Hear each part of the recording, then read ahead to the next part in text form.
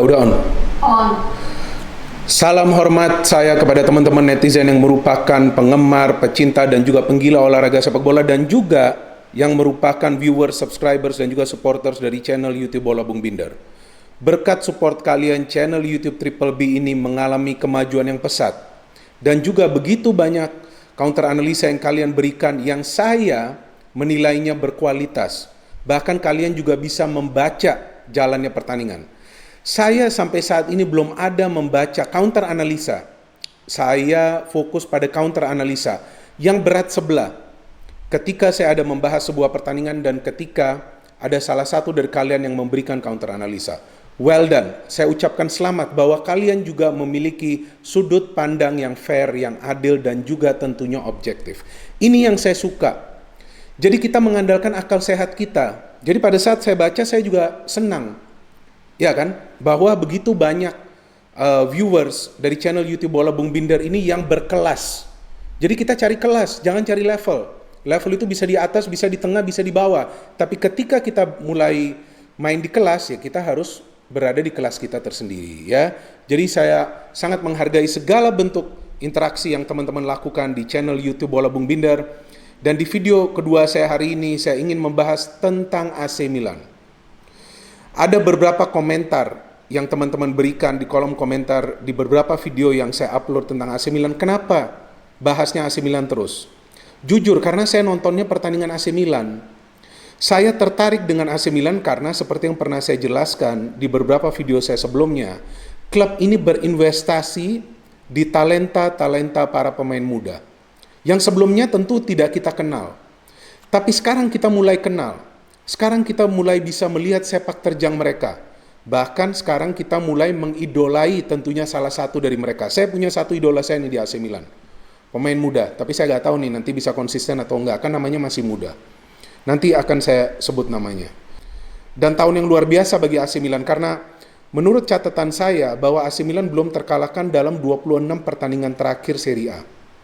Terakhir mereka kalah adalah lawan Genoa, jika saya tidak salah itu di bulan Maret tahun 2020, sebelum lockdown I think. Dan dalam 34 pertandingan terakhir di Serie A, AC Milan selalu mencetak gol.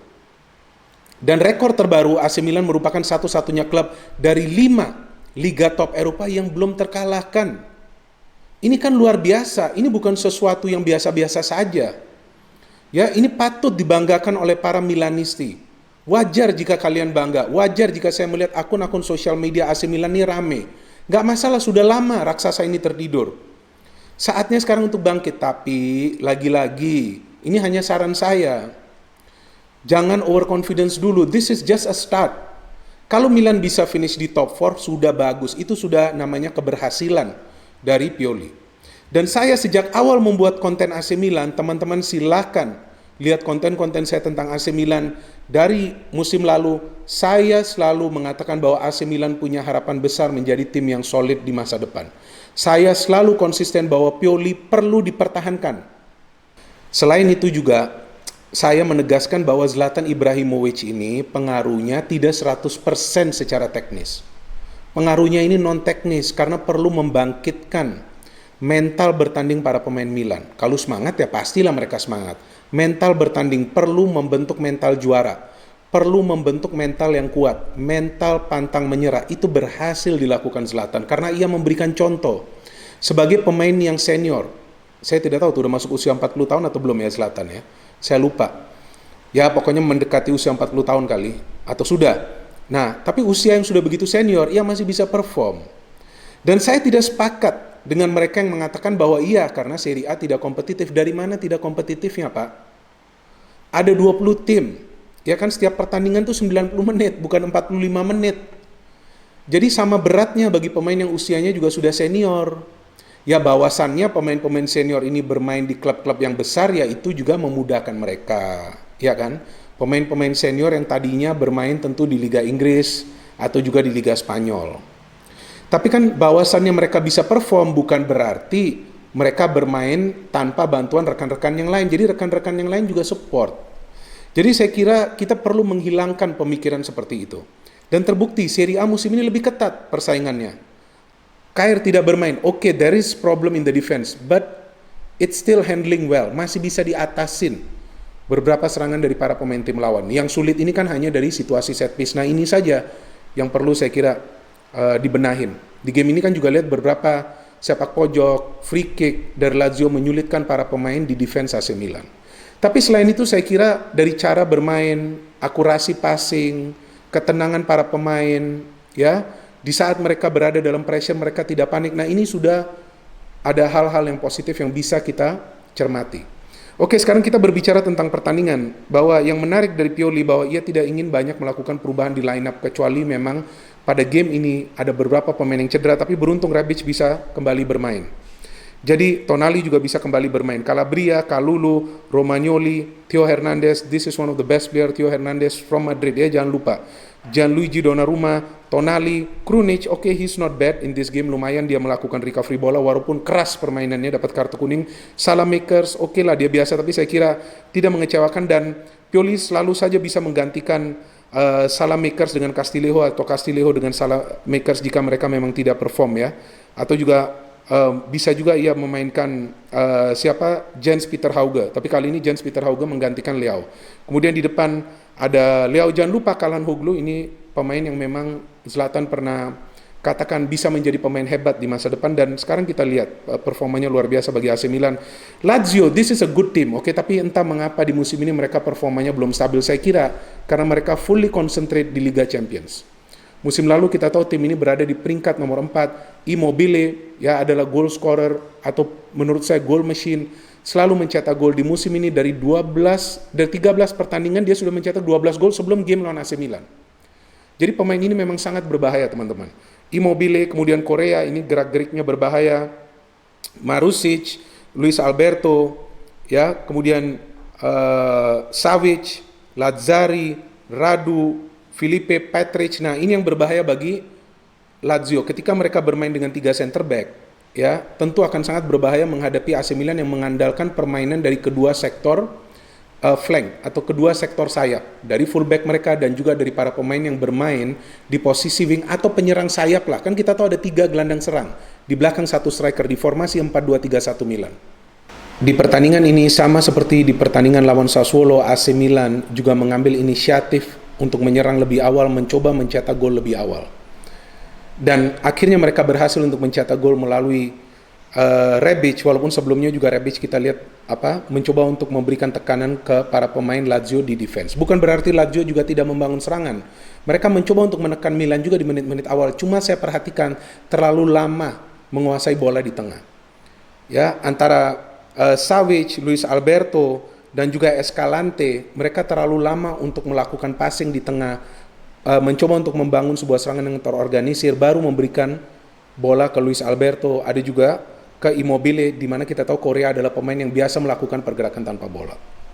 Dan Milan bisa mencetak gol melalui Rebic dari corner Calhanoglu, ya, di sini saya kira berperan besar memberikan assist yang luar biasa, delivery-nya luar biasa. Rebic bisa menyundul bola padahal mendapatkan gangguan dari Marusic saya kira.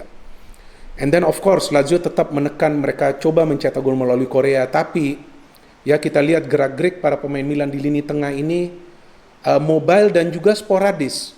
Jadi mereka tidak bergerak secara pola, nih secara acak.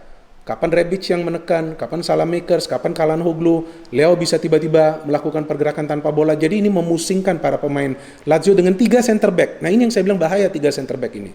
Dan coveringnya dari tengah ini kurang, karena Lazio ini kan adalah attacking minded team. Nah ketika Rebic berada di dalam kotak penalti juga kita melihat ia hanya berhadapan dengan Petric. Ia coba shooting tapi terkena tangan dari Petric. Good execution from Calhanoglu dengan penalti, artinya Milan memiliki eksekutor penalti yang banyak.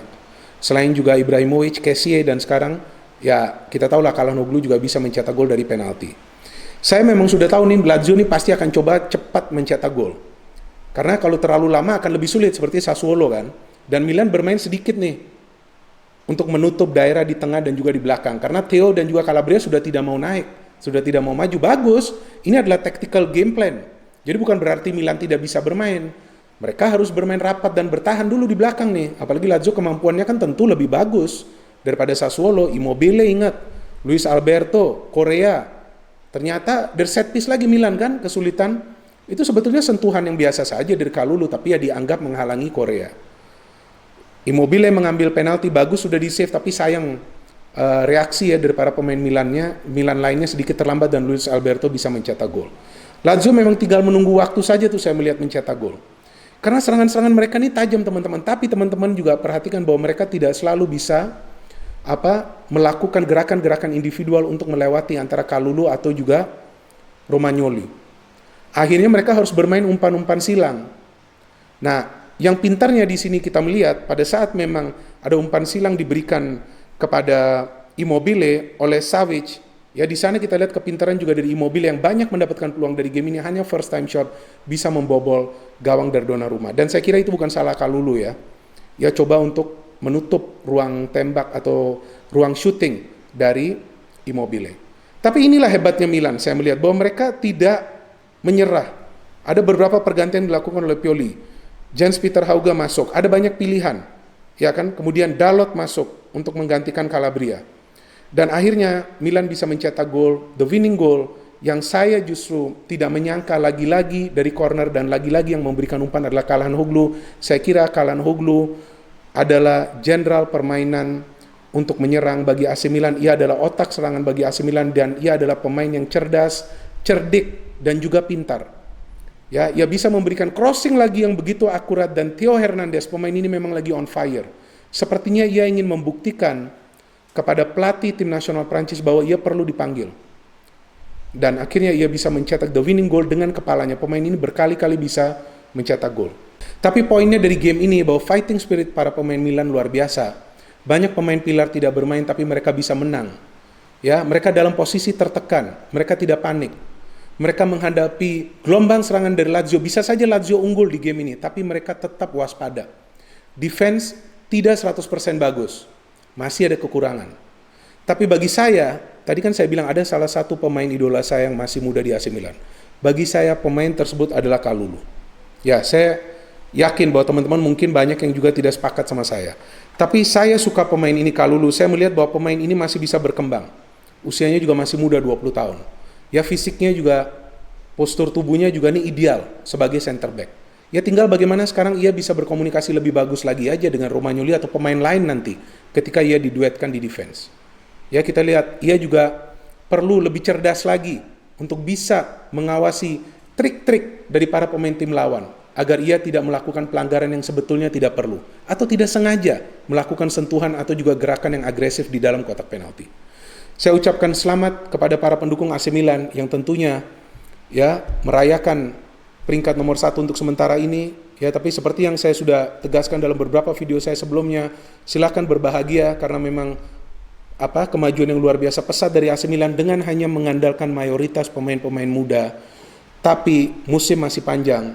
Yang penting bagi AC Milan mereka bisa tetap berada di top 4 zone dan lolos ke UEFA Champions League musim depan karena kita tahu AC Milan adalah klub asal Italia yang paling banyak mengoleksi gelar kompetisi antar klub Eropa sebagai juaranya yakni UEFA Champions League, sebelumnya kita tahu adalah Piala Champions Eropa sebanyak 7 kali.